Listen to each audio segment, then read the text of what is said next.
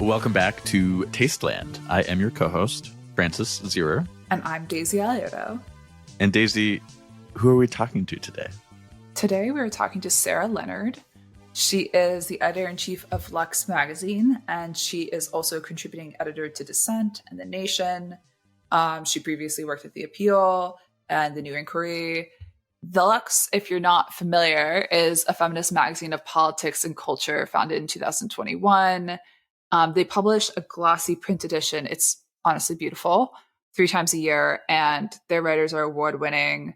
They have a newsletter. They have a podcast. So if you haven't dipped into the world of Lux, strongly recommend it. They have a really strong point of view on politics and culture. It's a socialist feminist magazine. But today we're really going to get into like what it's like to be an independent media company in 2005. 25. Oh, shit. 2005. Sorry. Tom. Wow. I don't know. Whatever. No, Tom, don't cut that. That's a free Don't day. cut that. It's a long day. You it's know only... it. You know it's my lunch hour. Speaking of lunch, Francis, you were in Portugal. Yes.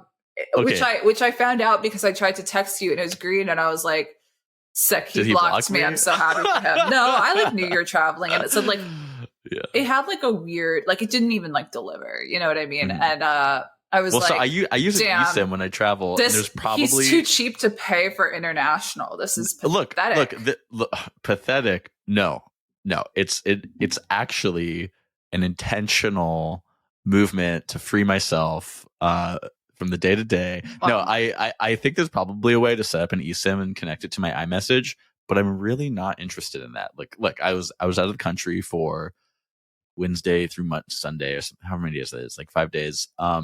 Is it so wrong to not want to? No, I mean, I was texting you about something kind of important, but I just went rogue. So that's true. Fine. Anyways, one thing else. So in Portugal is beautiful. I was in Porto. 2 points. Some great food, nice people. I guess it's 3 points. Nice people, beautiful gardens. Wow. There was literally, we were at this with the, I'm not going to try to speak Portuguese, but it's the Crystal Palace garden there. And there's kind of like a band shell. There's a ton of peacocks around this garden, like a ton of them. This fucking peacock was literally like standing in the band shell, like doing its, with its feathers spread, turning around and preening for like. He was trying to steal your girl. 20 people watching. Well, I wonder though if because there's like 20 people like, who are walking around the park, standing there, filming him, whatever. And it's like, does this like trigger the same thing in the peacock getting all this attention from all this people as it would from a lady peacock? Because he's an interspecies exhibitionist. He's in the band shell, so you have to assume you assume that it's because like it's good acoustics for when he squawks, because he was squawking. It wasn't just peacocking. For some reason, it's making me want to do like a Slavoj Žižek, like the peacock. Okay, well, are you gonna do it? No, I'm not. I'm no longer confident in my ability to do an impression. I put you on the spot. The only other thing I want to say about it though, when we spoke with Colin Nagy a couple weeks ago, and he was talking about irrational hospitality. Yeah, did you have any irrational hospitality experiences? I did, but it's almost more that like it's more that I feel like a lot of American restaurants and American airlines, by which I don't mean just the airline, but American Airlines generally, I think they don't even have a rational hospitality, but they have they're like inhospitable. You know what I mean? Hostile hospitality. Rationally hostile. Yeah. Yeah. So there was one restaurant we went to that's I'm gonna gatekeep it. You can Google. No. You can Google. Not okay. Well, I can tell you off pot. Just give me okay. Just let me put it in the show notes. Put it in the show notes. No. It's this beautiful restaurant. It had a Michelin star from 74 to 80. It's been around since that long. It's this beautiful view of the city. It's just such a beautiful room. It's like, the guys in the white shirts and the black bow ties and dessert cart, cocktail cart, etc. Beautiful. And I don't know if I've ever had that good of service, or at least that type of service at a restaurant that is so like dated and like, we had a Michelin star 40, 50 years ago. But the thing is, as an American tourist in Portugal, you end up eating meals at restaurants next to other American tourists in Portugal. And bummer. No, I was incensed when these people sat down next to us, this loud group of the mid-20s Americans, very loud, no respect for the ritual of it, no respect for receiving this kind of irrational hospitality. I remember they sat down, 5 of them, and one of the girls was like, takes a look at the wine list. She's like, there's no Cab Sauv or Pinot Grigio. She's like, that's weird. They sort it by region here. And it said, they're so loud. It's the type of place where we're kind of speaking in hushed tones over the table, enjoying the soft kind of jazzy music being piped in. I don't know. I was just embarrassed. I was embarrassed. Yeah, that pissed me off. Like, go home and drink some Joshua. Yeah. Some Joshua. Don't use the full government name of the wine. Like, yeah, go drink some Joshua and watch Summer House in your oversized sorority shirt and leave the culture for the rest of us. Yeah, one of these people too, they were all like med students from Ohio or something. Likely place for them to be. One of the guys was living in Porto, though. He was doing like a residency or something. I don't know. And I heard him say I know way too much about these people because they were talking so damn loud. And he said that he'd learned about the restaurant from one of the nurses at the hospital. He said something. He's like, yeah, I picked this path in med school because you can do 30 biopsies in a day and they pay really well. And because it's essential surgery or whatever, you're always reimbursed, which I found to be grim. But anyways, the name of the restaurant is, not going to say it. Well, we'd be eating them all the time if I was doing biopsies, but instead I am editing blog posts. So unfortunately, you're editing blog posts. So let's go talk to Sarah. Let's talk about magazines. About editing. Yeah.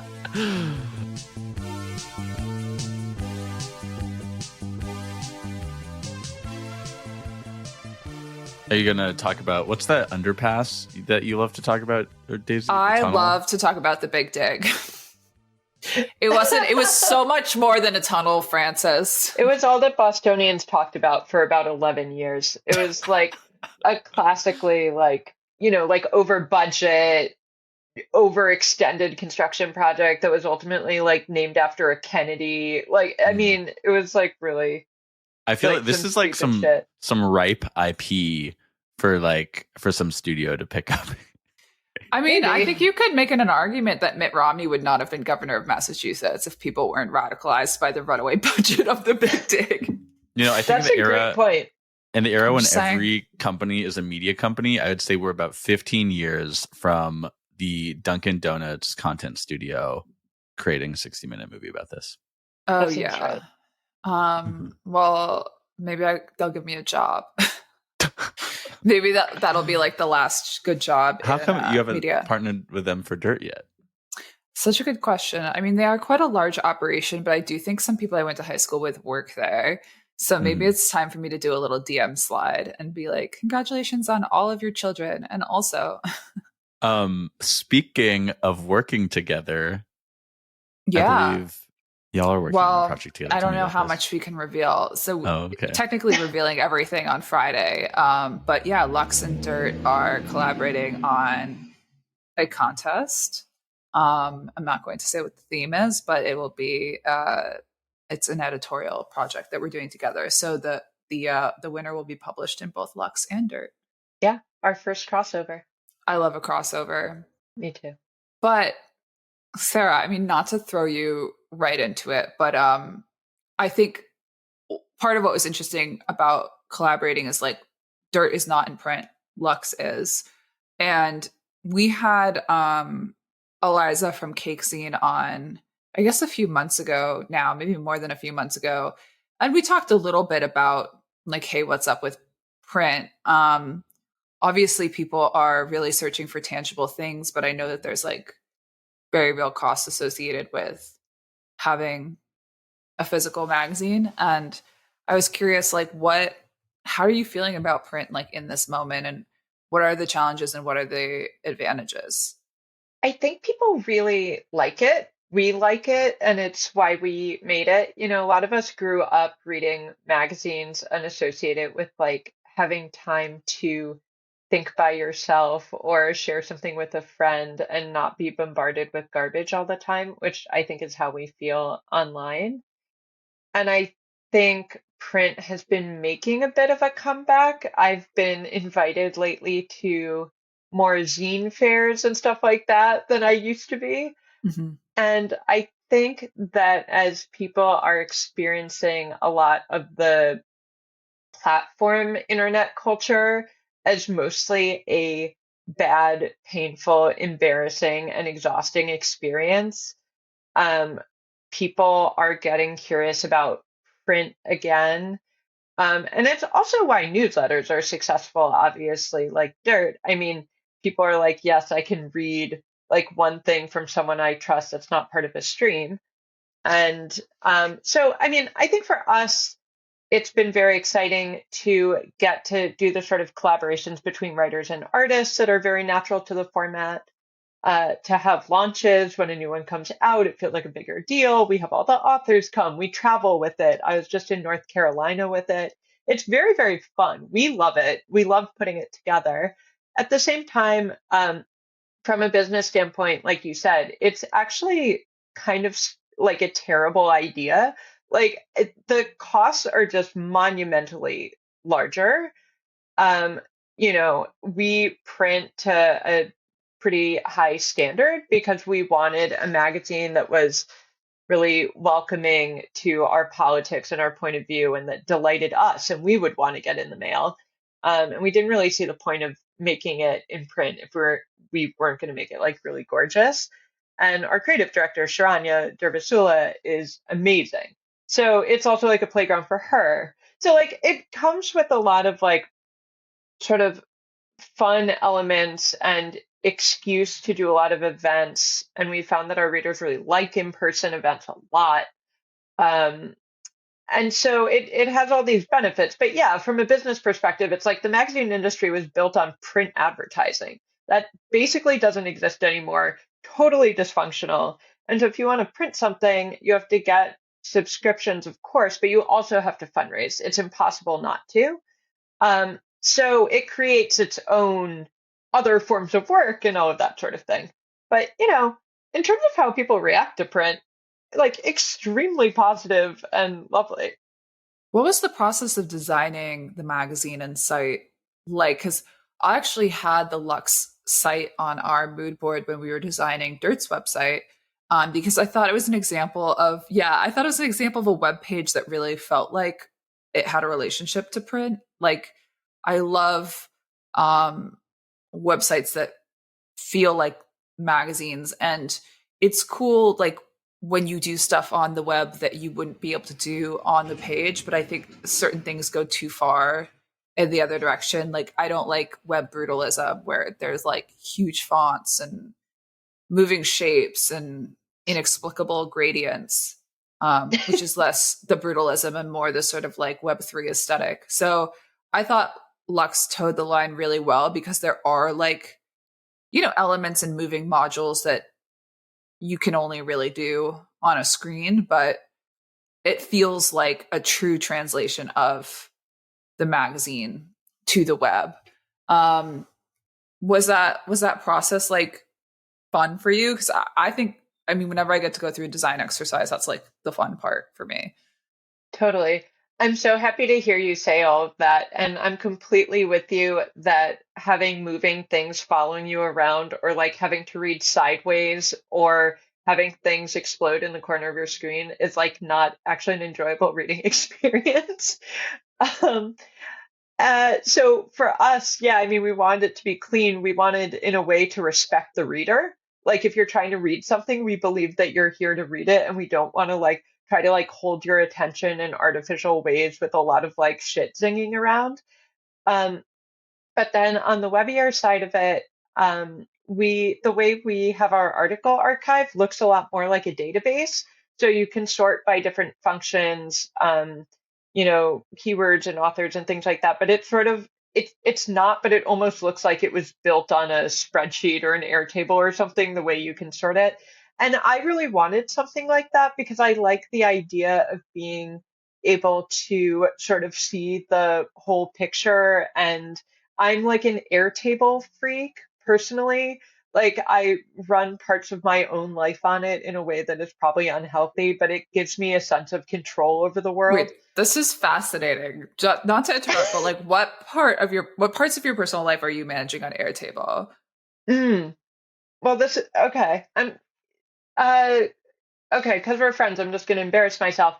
So I mean I have like a to-do list in Mhm. there that's pretty normal, but I've also cataloged all of my books and all of my clothes into like a fairly rigorous set of databases Whoa. in a way that is a little crazy. I love this. Are you using this for like, oh, I lent this book to this person, or oh, I've read this book X amount of times. Let me update it after reading it, and like this is the order I read them, and like what is it like your own personal Goodreads or something?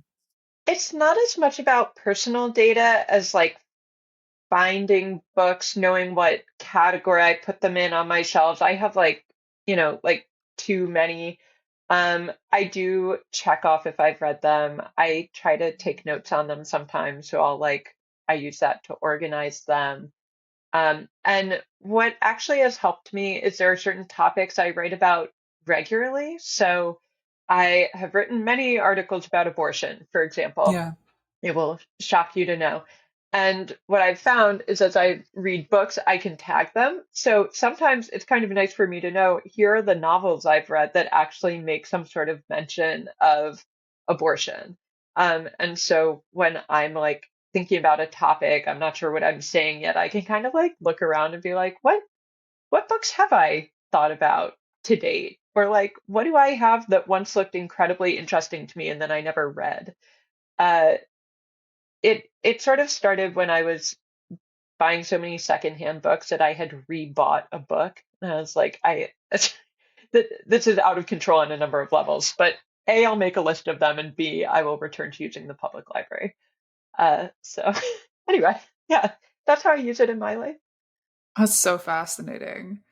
Well, you mentioned before, like, I mean, you could obviously share as much or as little as you want about like the business model, but in addition to subscriptions, fundraising, for example, like I've seen N+1 does their book match thing every year. They have a gala. I know a lot of independent magazines are eligible for grants. What is this sort of like breakdown of like the overall pie of your operating budget? Like what's the fraction coming from readers versus elsewhere? It's about half and half. Mhm. Um, and I think for us, fundraising is an interesting endeavor because some of it is applying for grants that go to journalism projects and support writers. But really, for us, we have such a specific politics and such a specific point of view that the people who are going to donate to us in any consistent way, they have to like, it has to really appeal to them. They have to Mhm. get it. They have to share some of our politics, or it's just not going to be compelling to them.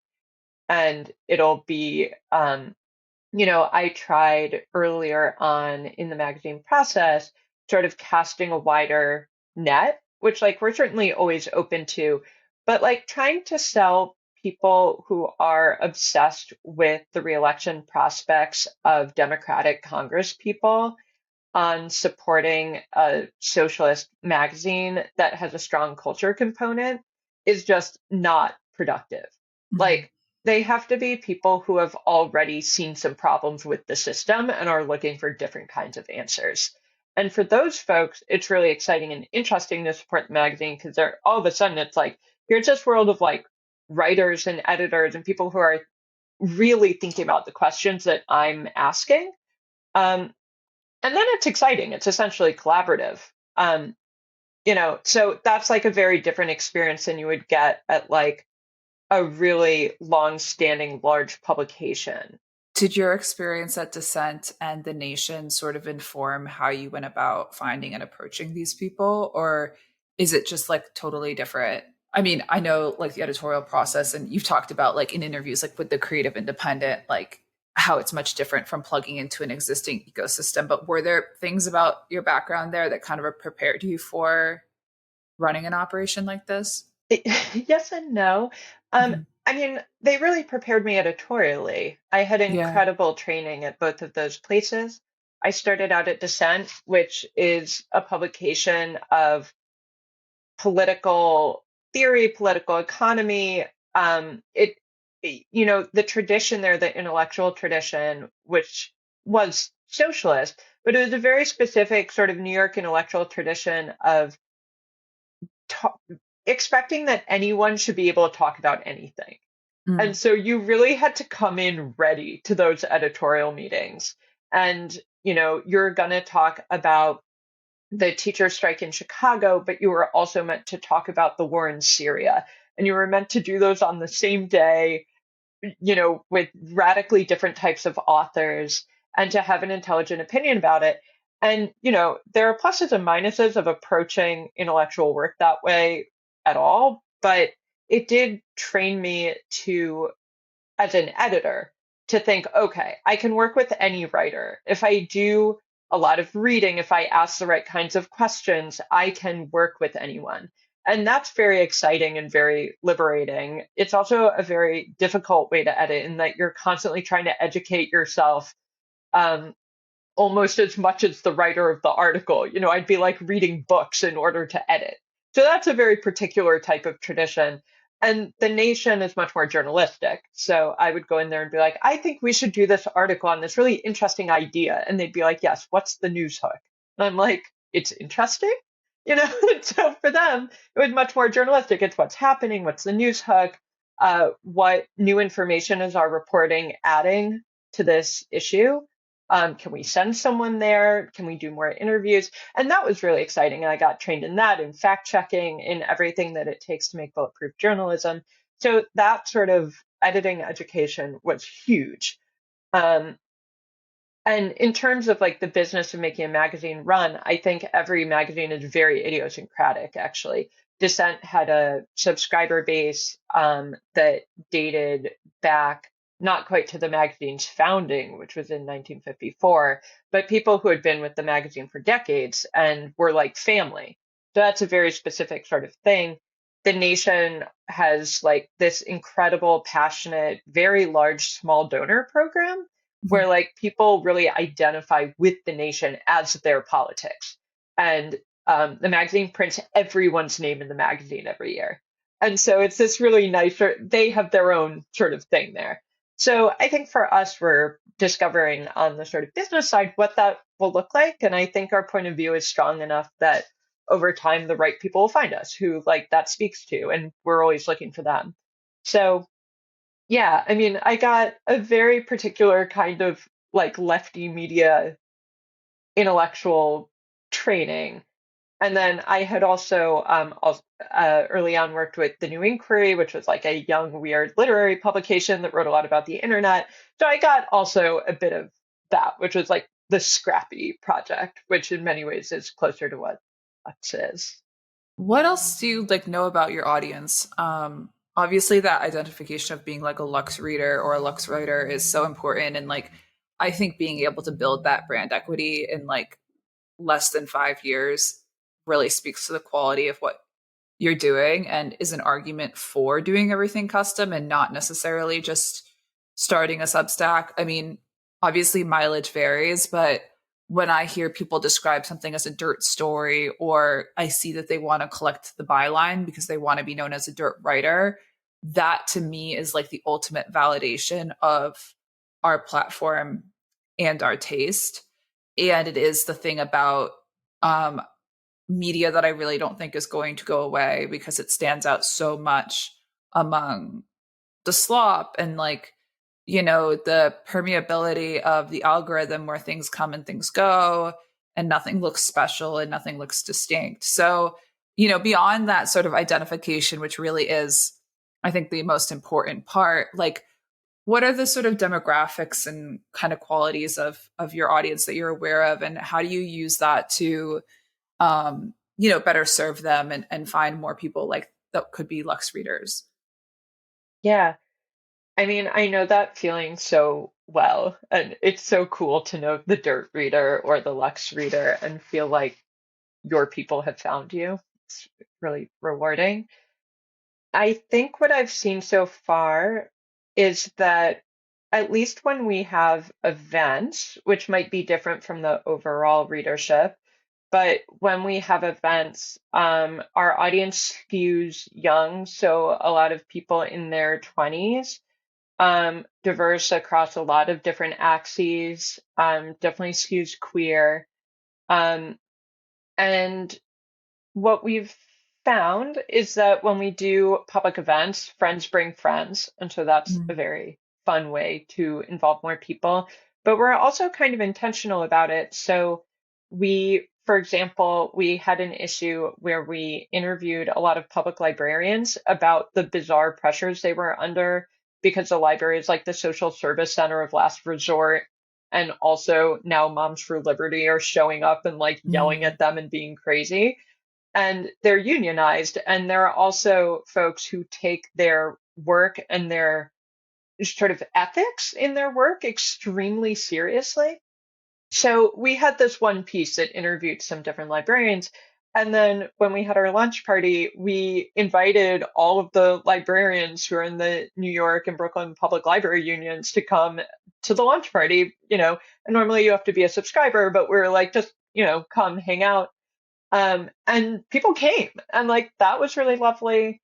And in the last issue, we had a big cover story on policing gender in sports, which is, of course, tied to the attacks on trans athletes right now, but goes deeper into the history of testing cis women to see if they're like woman enough or have been like masculinized by sports. I mean, this goes back like 100 years, and all sorts of like disgusting testing regimes and all sorts of things that are now being sort of translated out into new kinds of attacks on especially queer athletes. Um, and so that piece was a big project for us. And on the cover of the magazine, we used a photograph of Brooklyn Rugby, which is like a team that exists in New York City, that's inclusive and very popular. And there are other inclusive teams in New York City that people play on recreationally, but like quite seriously. It's New York, so, uh, and that includes like this amazing hockey team that I have friends on. So we like reached out to the sports teams and we're like, come to the party, and people did. And, so it's kind of like these ways of not just covering something, but also making sure that coverage like gets to the people who it would be relevant to, and not just doing that, but like also doing an event that expands on it. We just did one around the sports thing at the Brooklyn Public Library. Like a ton of young people were there, like queer athletes were there. It was amazing.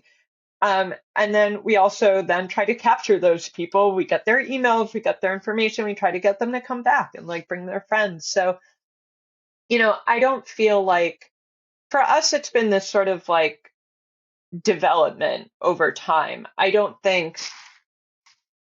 know. There are ways that you can try to explode onto the scene, have things going viral. You can try to get coverage of the magazine and other outlets. And we've done a bit of that. And I think we should do more of that. That's all to the good.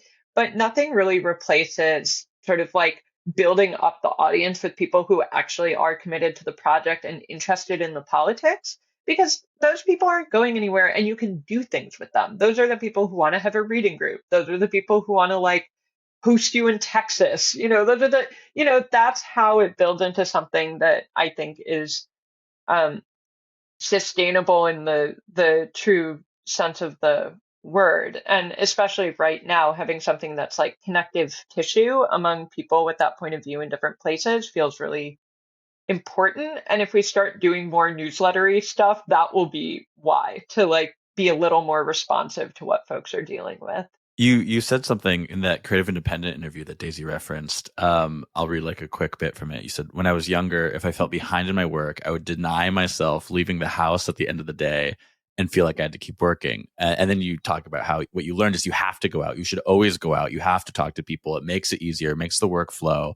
And I was just thinking about that the whole time you were saying that, how that, I mean, especially for something that is this like politically sharp socialist in particular project, like that type of literally real world connection is so important and is so crucial. It feels like that is the way you were talking about it just now, and all the different, like you had so many examples. It feels like that's kind of the point of the project, is to bring people together in the real world based on these ideas that you're publishing, but that the point is more the connection, the social connection than just the reading. Yeah, I think so. I'm I think so we want guilty people of to be this. together. I think the thing that for me, that it's no longer about any sort of like writer's block or editorial instinct keeping me at my desk. It's really that like an independent media company is at the end of the day a small business, and that will to sort of babysit that side of it can be really strong, even when you're waiting to hear back from somebody else and you don't have control over it. You feel that sense of control if you're at your laptop, and it's something I'm still working on. And I agree with you about I'm never really sure like what the right amount of attention dirt should be courting is. And I've turned down press too, and because I think at the end of the day it's about consistency.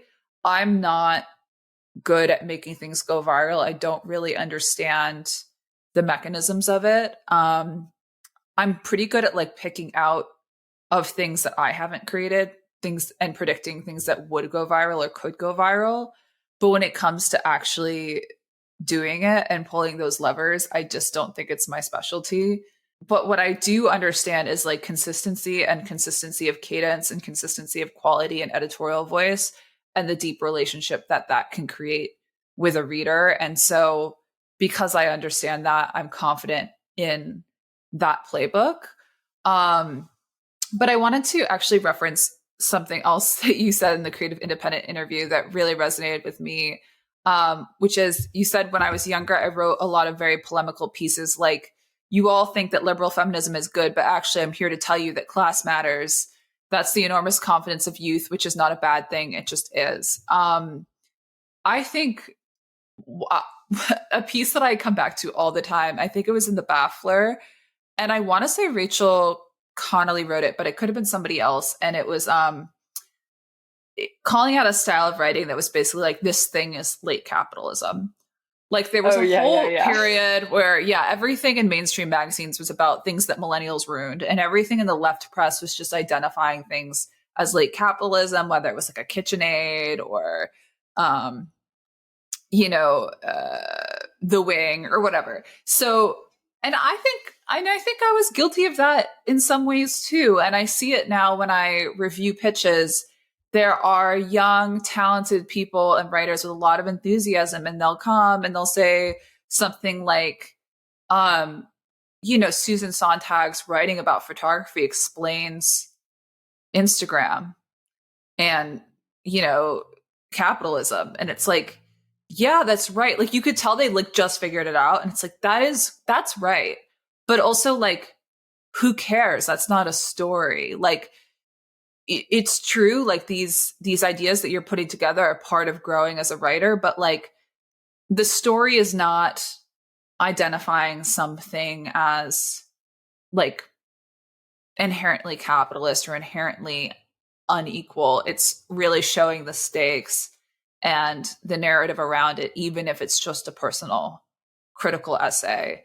And so I wish I had more time to explain when I get these pitches, other than just to give some encouragement and say that it's not right. And frankly, I don't always have time. And that is something that I feel like time limited, and that ability to offer mentorship with people that we're not commissioning.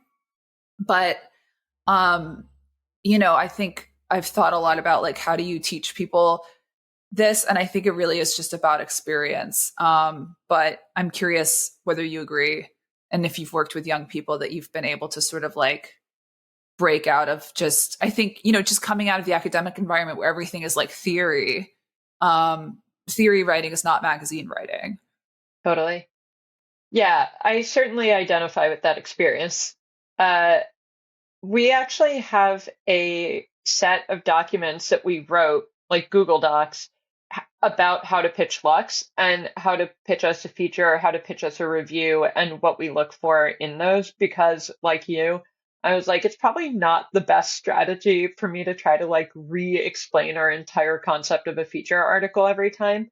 So those have been useful to us. We give examples, for us, we're not looking for news exactly for Lux. We would like there to be some answer to the question, why now?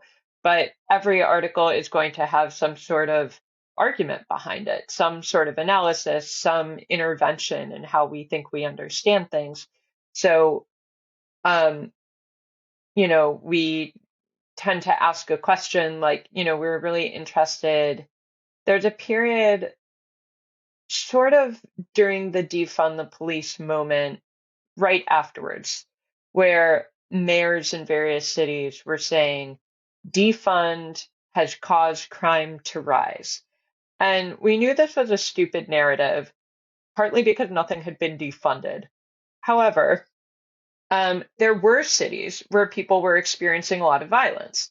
And so if we didn't have a way to think through why that was and how that related to demands like defunding the police, like that was not going to be good for us politically and our point of view. And so we're really interested in actually just exploring how does defund interact with situations where people experience violence and often turn to the police. And so we ended up doing a piece on the organizer Kat Brooks, who's in Oakland, who had been working on abolitionist projects for some time. And Oakland was also experiencing a lot of violence in that moment. And so it became a reported piece that, of course, was following Kat Brooks around and looking at the work, but it was really trying to answer a deeper question. And it was bringing that question to her and the other people who she met. So, I'm always trying to explain, like, yes, we don't just want something cool is happening. We want to know, what is this telling us about the world that we didn't know before? And that can definitely be challenging. I think, like any place, there are a lot of pitches we just can't really engage with. Certainly, we don't engage with pitches where it's clear the person has never looked at the magazine. But in some cases, I've thought, oh, this writer is asking really interesting questions. They just don't really know how to do a piece yet. And usually in that case, I really like the phone. I spend a lot of time on the phone with writers. And a lot of the time, it's asking them more and more questions until we get to what I think is actually the nut of the idea and what they're trying to say. And it's often not what they first thought they were trying to say. We get to something more interesting.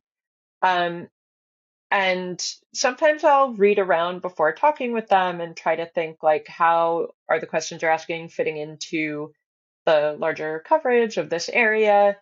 Um, you know, I think the phone is very underrated. I think most of the problems I've solved with writers have been over the phone. And then I'm a very I'm a fairly interventionist editor, always.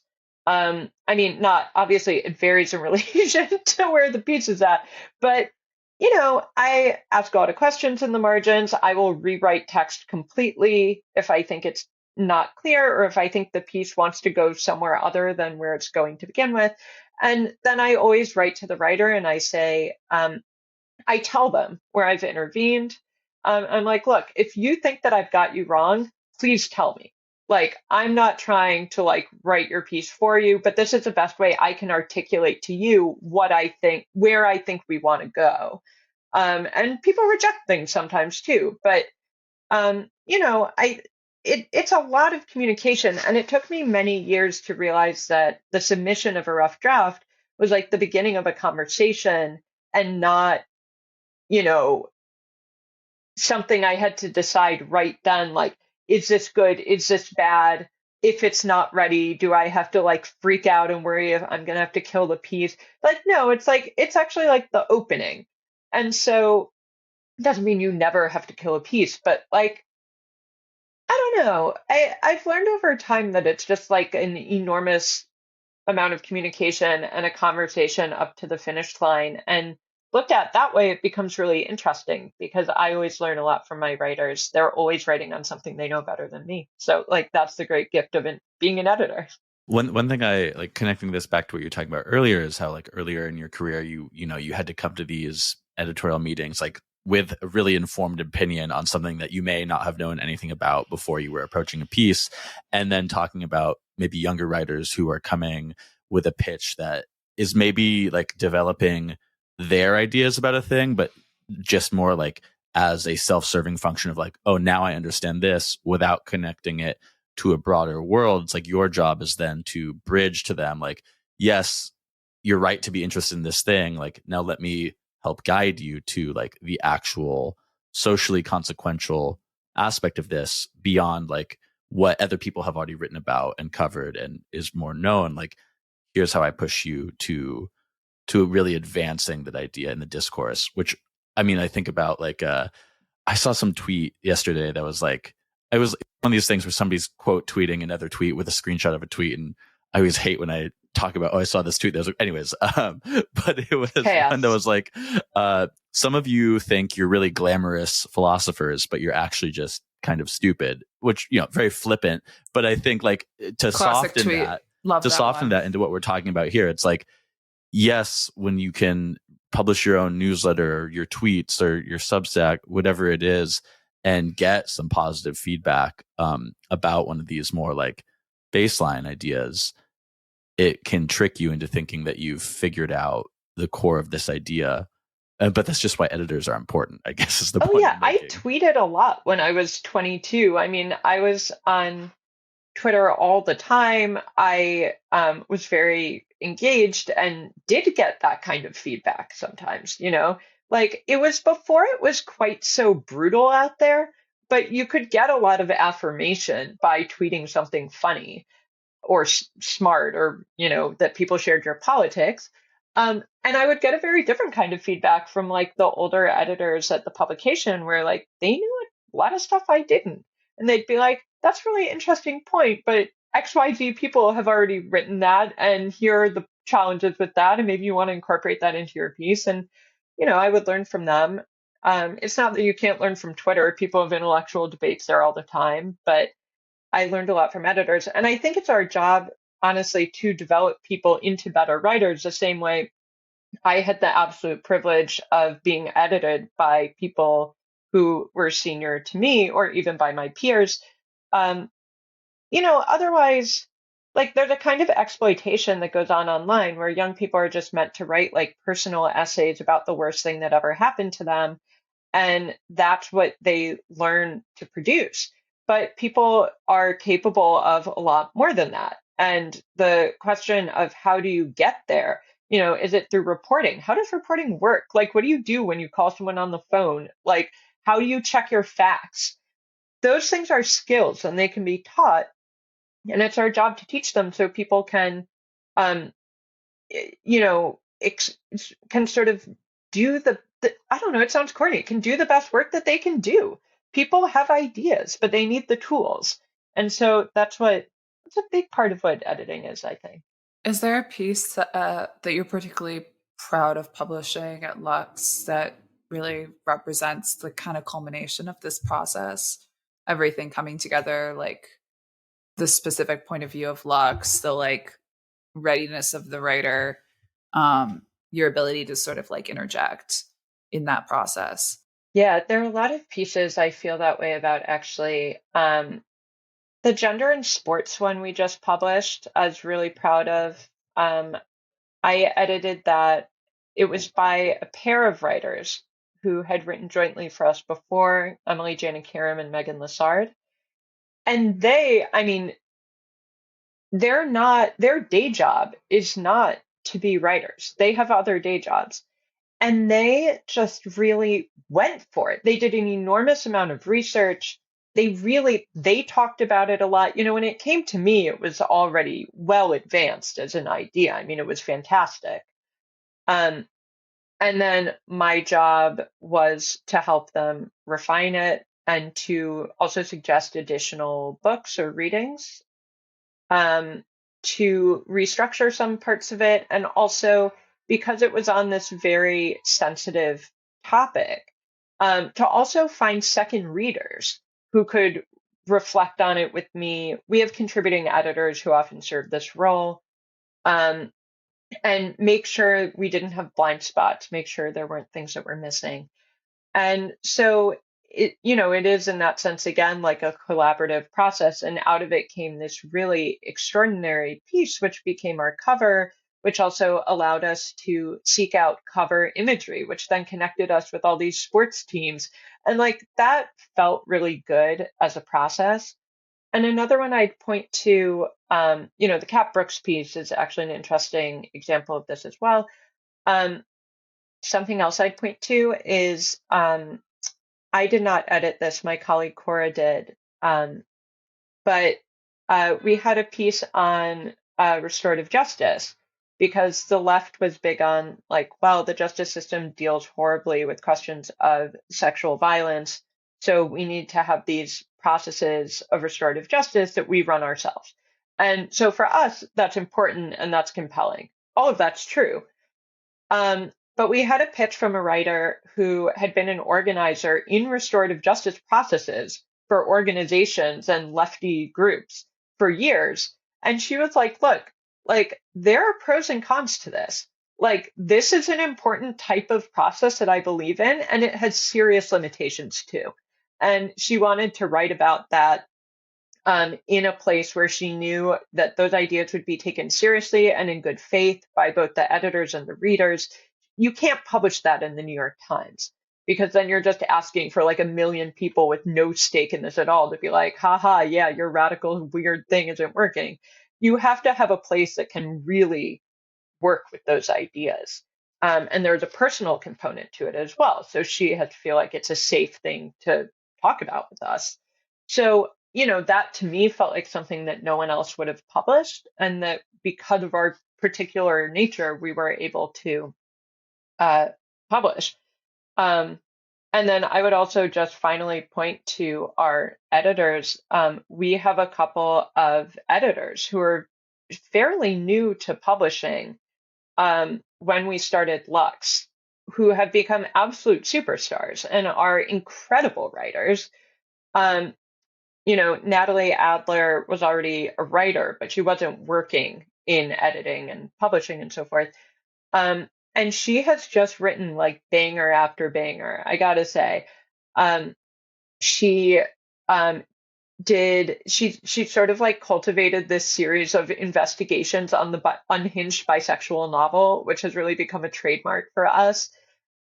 She wrote a piece on psychotherapy and class and family that was incredible. She just had a piece in the latest issue on the Moomins, actually, and Tove Jansson, who invented the Moomins, which is also like amazing and about queerness and kids' books and utopias.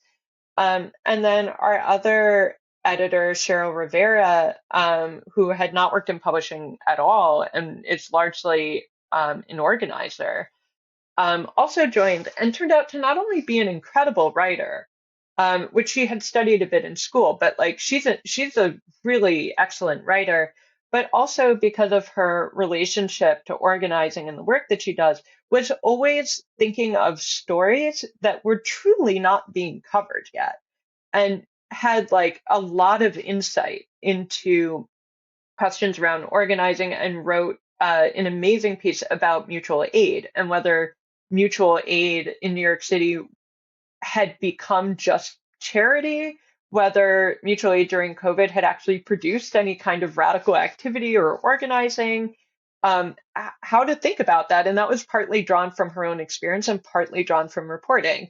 So those experiences of like seeing them now working as like quite experienced, very talented editors is just awesome.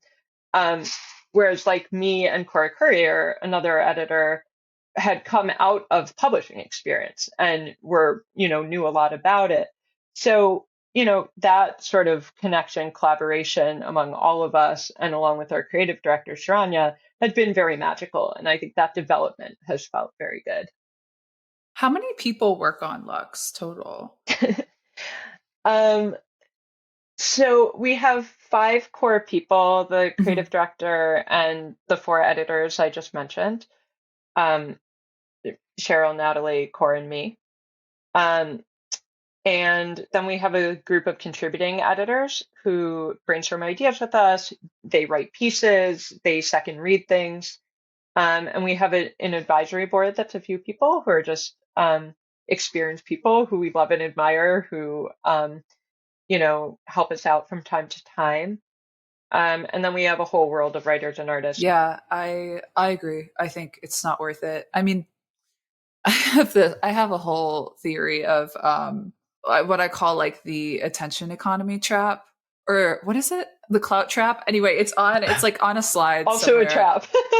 Yeah, I've mapped it out. It's like you have to pick really early on to what extent your project is going to be a small business and to what extent it's going to be DIY, because there are people running really cool DIY things in New York and other places who are able to pull in people with a lot of clout and the ability to work for free. But once those projects surpass a certain point of attention, it crosses a clout threshold where there's actually an expectation of like power and resources from people who are outside of that network, that might not be out of step with the reality. You just don't realize how much things cost until you're in it and you're like, oh God, Slack, okay, $99 a month. Like, everyone jokes in New York, you leave your house and $20 flies out of your pocket. As soon as you start a small business, even the smallest business, I feel like I wake up and it costs me $1,000 in something. Yes. I don't know. I could rant about this I all very day, much but relate to that. yeah. And it's the irony is, especially if you are like a socialist and you're a small business owner, then now you're like, you have a different perspective on what it means to be sort of anti-capitalist, but also build something that could be sustainable just in the purview that you want it to be, for the sake of being able to compensate people for their participation. And I think there is another instinct. I mean, this might be controversial with you, but there's another little instinct, I think, in leftist circles when these projects come about, if they fail and they fail because of some sort of failure in like the business process or the inability to raise enough money, people sort of throw up their hands and say like, kind of, well, fuck capitalism anyway, or like, well, of course I couldn't pay you on time because capitalism or whatever. And it's like, well, no. Yeah, I mean, I'm probably overstating the issue, but there's a little bit of like a learned helplessness masquerading as like socialism. Right. And I'm like, no. It's just a question of trying to do stuff, trying to make things happen, working with the resources you have. And you can take different approaches to make it a small business, to make it a volunteer operation, some blend. It can be like, the blend is that it's effectively just a really small business, or maybe it's a completely volunteer project where it's like, we don't want to be beholden to questions of making money. We want to make our weird shit and we don't want to have to worry about anything else. And so we're going to do it in this more casual way, or we're going to do it, much less frequently or whatever. And like saying like, we are socialists, so of course we can't pay you, is a little silly. You make choices, and either you think you can go out and you can raise enough money that you can give it to a bunch of socialists and like make sure that their writer bills are paid and all of that, or you announce up front, we're doing a weird project over here in the corner, and if it moves you so much that you just want to do it like the rest of us as volunteers, that's great. People who have been involved in this project, we all make those decisions and no one's obligated to continue. No one's obligated to stop. When we get money, we give it to people. It's like, things are pretty transparent as well because we're small. And it can be scary. It can be really stressful. I worry about it all the time. I worry about fundraising, about subscription development, all of those questions all the time. And I think in really long-standing institutions where things like subscription rates and income in general are predictable, that sounds very relaxing to me right now. That sounds great. It's not how it is. But, we're making choices to do kind of weird things and be as strategic as humanly possible about making them work. And I don't think a lot of sort of like abstract thinking about life under capitalism is very helpful in the day to day, except in as much as you understand things like, um, people are chained to their jobs because of healthcare, and there are the accommodations you have to make. Anyway, that's a little rambly, but all of that is to say, I relate to what you're saying. Yeah, I completely agree. And I think the disconnect only happens if you say, like, hey, we're going to do this fun, cool, free thing, no money exchanged. And then, that cool free thing ends up having like 100,000 Instagram followers. And then, maybe the core people that founded it use it as a springboard into something like really prestigious. And then other people are sort of like, oh, I volunteered for that for 10 years. And, Right, that's a horrible situation. Yeah. And like, I think one of the things that's important to us is, I mean, that's not exactly the position we're in, but I think one of the things that's important to us is to do what we can to make it a springboard for everyone who's involved in it. Absolutely. And sort of figure out, like, what do people want? How will this project help them get that? Like, very important. Everyone who's involved, we believe in their work. Like, we believe in each other's work. We think it's important. So, like, that's kind of the only reason we're in the game. The point is quality of the rigor of reporting, the quality of ideas, and the relationships built in publishing them, not profit. Yeah, totally. And helping the people who write for us or edit for us also find their specific audiences and their people, and publish their work in whatever way they want that work to be published. I think we're fairly transparent about what we are and how we work and what we can and can't offer and what we can and can't do. And, I think that's, yeah, and I don't know where I'm going with that. Well, okay, here I'll save you then. There's one other we probably don't have so much more time to get into this, but there is one other thing I was really curious to ask you about, which is your NYU course, The Politics of New Media, How the Internet Works, and for whom, which sounds like exactly the kind of class I would have wanted to take when I was a rhetoric and media studies undergrad. Could you tell us a little bit? I don't think they offer that at Reed. Well, actually, I or Lewis and Clark. Excuse me. I wouldn't know what they offered at Reed at the time.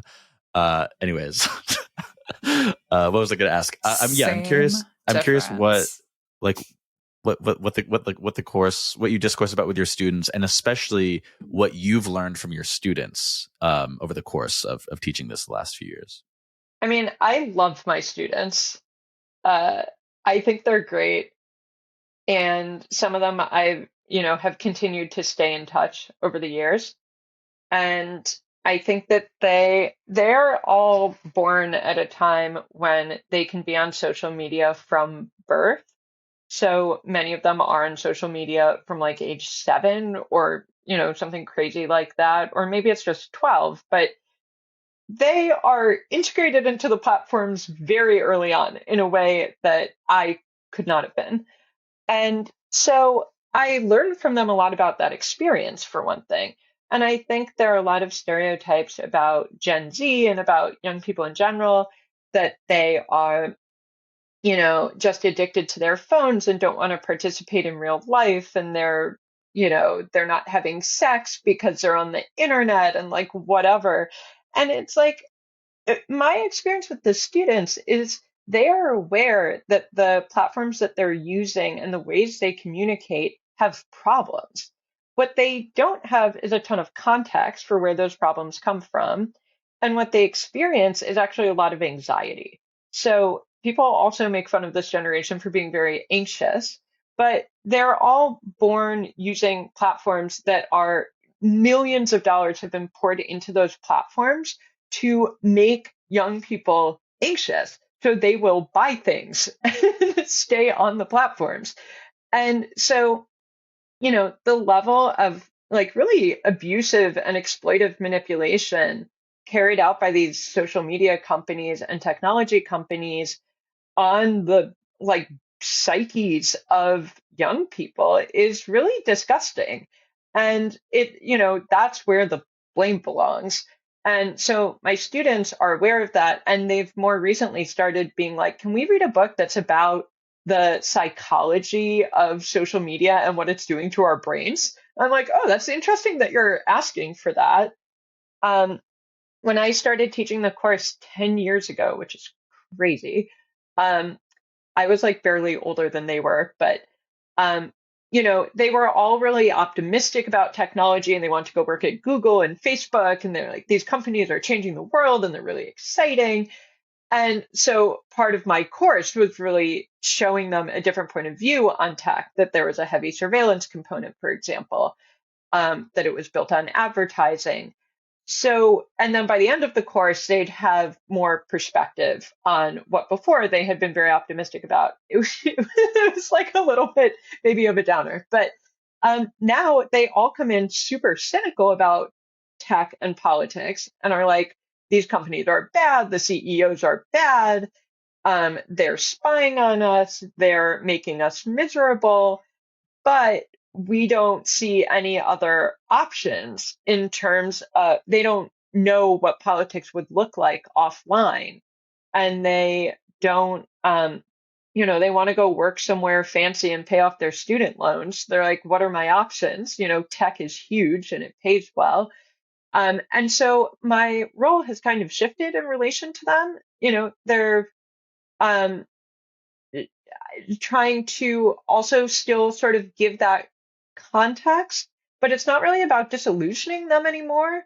And in fact, I've been trying to find ways to bring in conversations about how political activity, or just like one's activity as a citizen or as a participant in public life, can happen in ways that are not completely tied to platforms and the tech industry, which is strange because it's a new media course. So, I'm trying to teach them about the internet, but it also becomes about talking about what the internet can't do and what you have to do somewhere else.